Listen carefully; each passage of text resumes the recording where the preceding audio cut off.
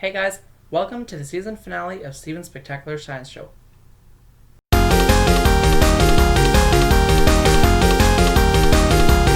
To get started today, we're going to try something that I saw on a video the other day, and I thought it would be cool to try out. So we're going to start with some Coca-Cola. I have a rusty spike that I found in the driveway. So just a random piece of rusty metal, but I also have a couple of rusty washers here. And a bunch of dirty pennies. I have 11 dirty pennies. 11 pennies. I have 2 dimes that look kind of in rough shape. And I have 1 nasty nickel. We can start by grabbing a jar. Then we can take our Coca-Cola, fresh Coca-Cola, and we can add it to the container.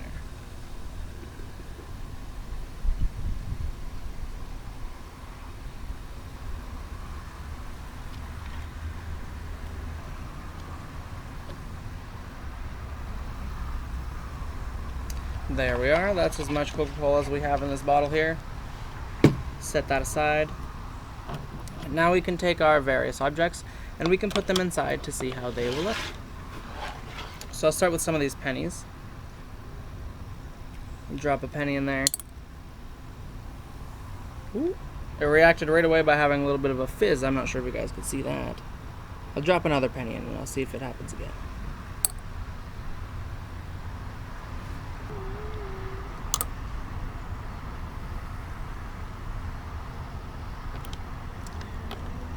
Maybe if we drop a couple in at a time.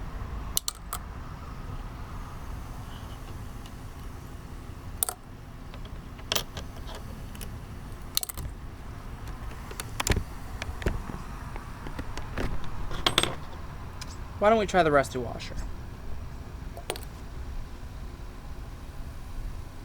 There's a bit more carbonation this time around. We'll add the second washer. Maybe we'll add this 5 cents.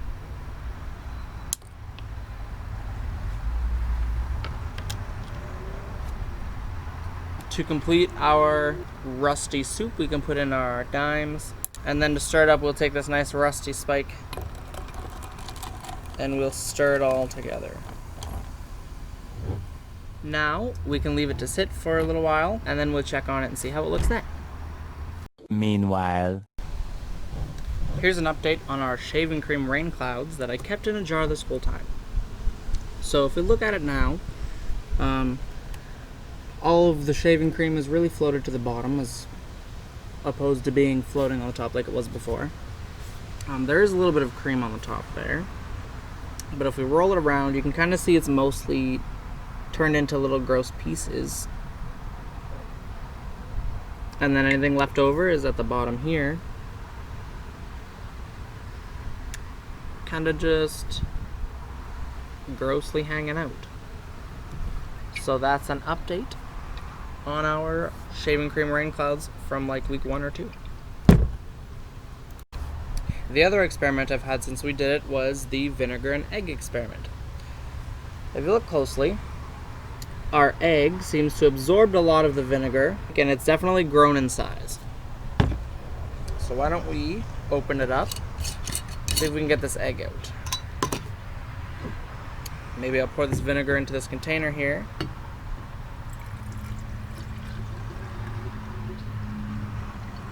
Oh boy.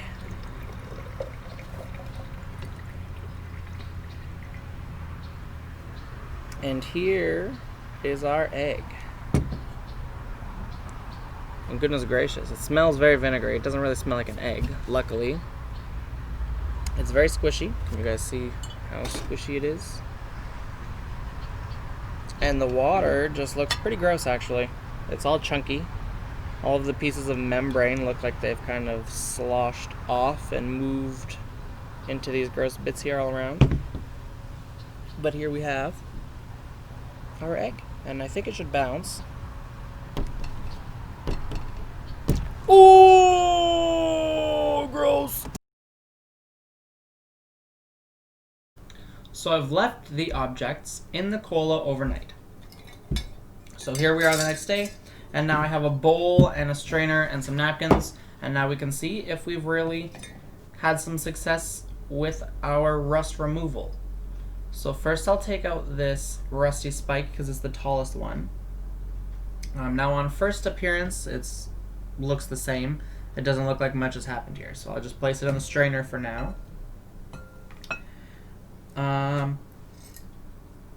Yeah, the pop is pretty flat, just to notice there's no fizzing in it anymore or anything. So I'll pour the rest out here into the strainer.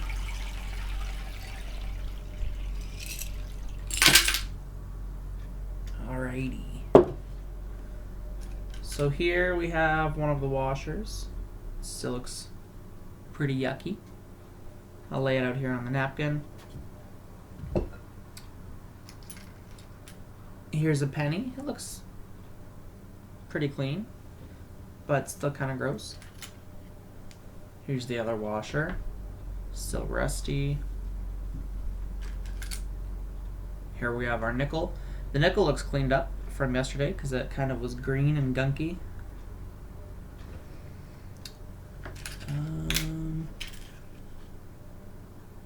That's a penny, but I thought it was a 10 cents because it's super shiny.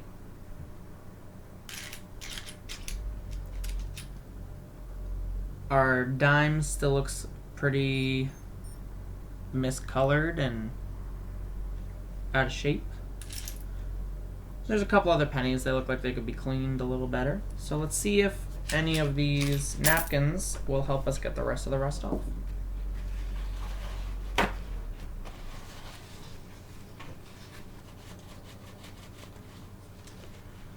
Wow, look at how much gunk came off onto the napkin from this penny.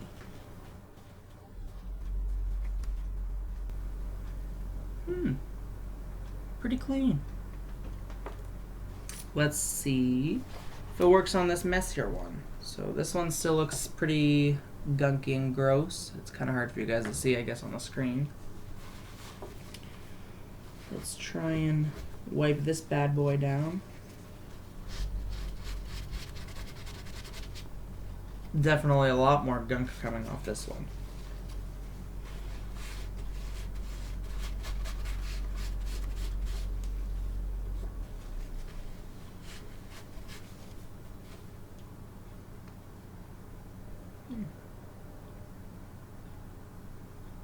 It's a little bit cleaner. This one's an American 10 penny, 10 cents. Why don't we check out the washer?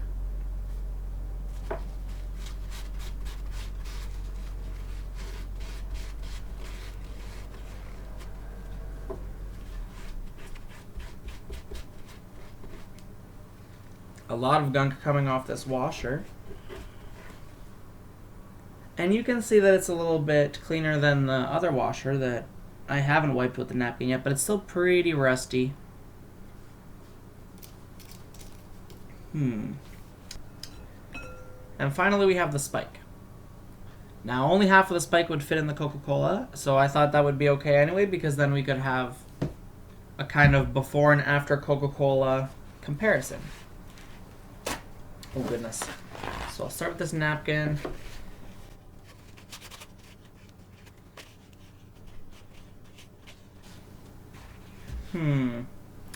Didn't seem to help much with the spike. This is the un-Coca-Cola side. This is the Coca-Cola side. Just looks like a wet version of the top side, I guess. So I would say on the pennies, it did a good job, because here's an unwashed penny and here's a washed penny that sat in the Coca-Cola all night. So Coca-Cola penny, regular penny that still hasn't been washed with the Coca-Cola. Here we have our 10 cents. Our 10 cents that we could not get cleaned, and our 10 cents that did a good job with the Coca-Cola. And then here we have our washer that was in the Coca-Cola, and our washer that was also in the Coca-Cola but didn't get as clean because these guys still stayed pretty rusty. And our spikes stayed rusty too. So it turns out, in my experiment, that Coca-Cola does not clean off the rust. Alrighty guys, for the second experiment we're going to need a bottle of Coca-Cola and a bag of milk. So to get started, we're going to open up our Coca-Cola, and before we start our science, we can take a big drink of our Coca-Cola.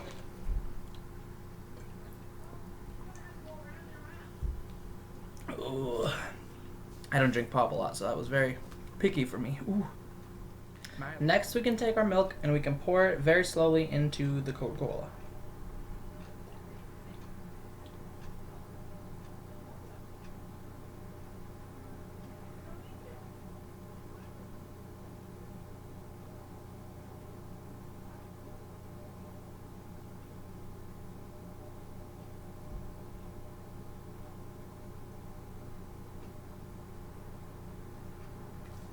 And then we can add the lid again.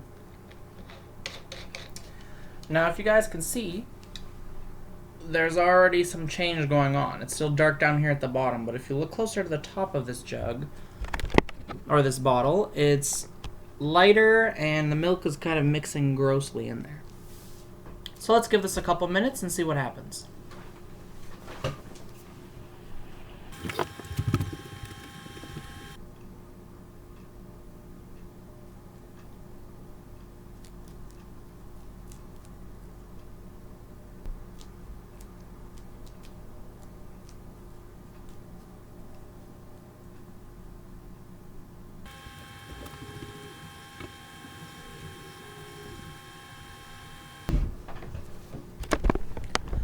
Now that I've left it for 10 minutes, I'm going to leave it for the rest of the night and we'll see how it looks in the morning.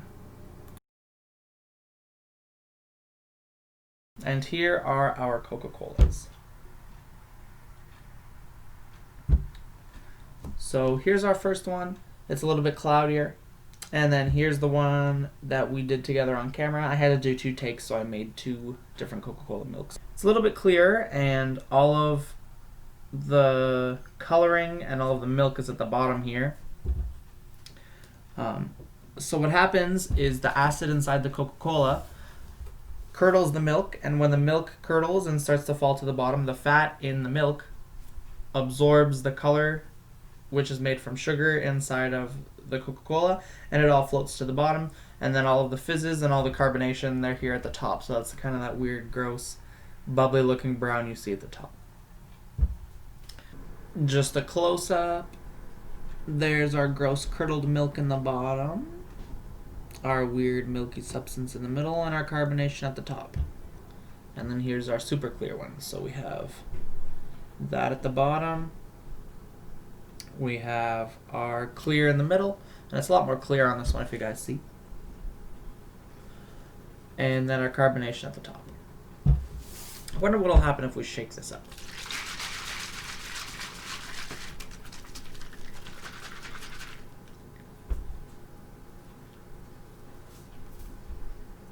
Now it just looks extra gross. So that's your Coca-Cola and milk experiment.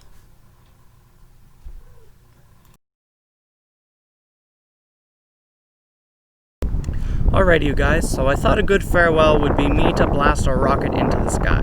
So here I have a Coca-Cola, and I'm going to show you guys my Coca-Cola rocket. So here I have this Coca-Cola, and here I have a mysterious aerosol.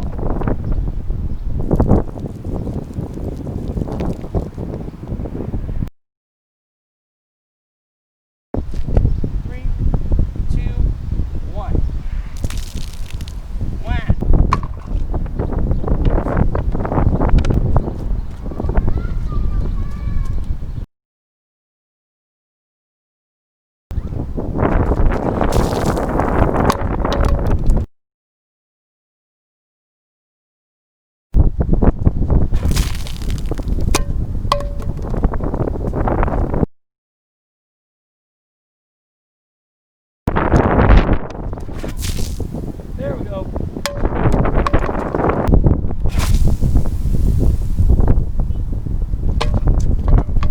That one worked.